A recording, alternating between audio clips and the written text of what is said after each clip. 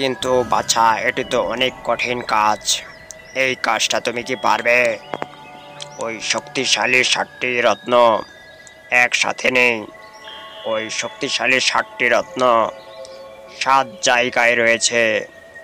তুমি এত ছোট হয়ে ওগুলি কি আনতে পারবে? ওগুলো নিতে গেলে অনেক ভয়ঙ্কর পরিস্থিতির সম্মুখীন হতে হবে।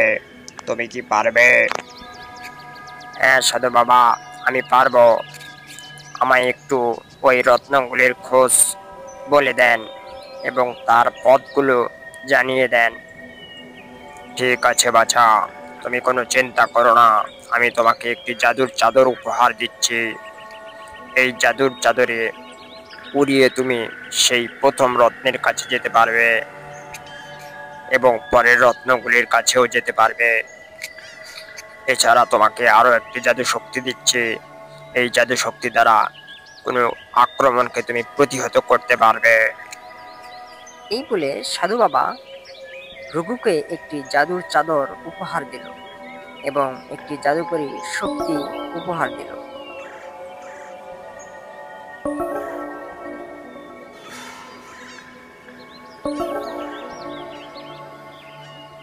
এরপর রঘু সেই জাদুর চাদরে উড়িয়ে প্রথম রত্নের খোঁজে যেতে থাকলো।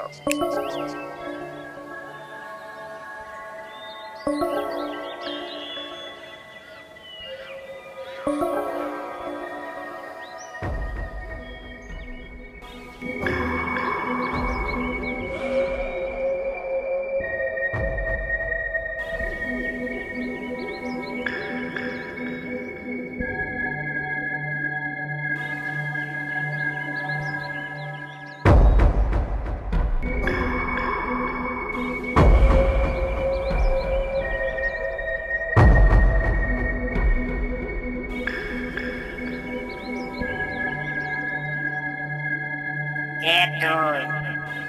কেনই বা এখানে এসেছিস? আমি রঘু। আমি এই রত্ন নিতে এসেছি।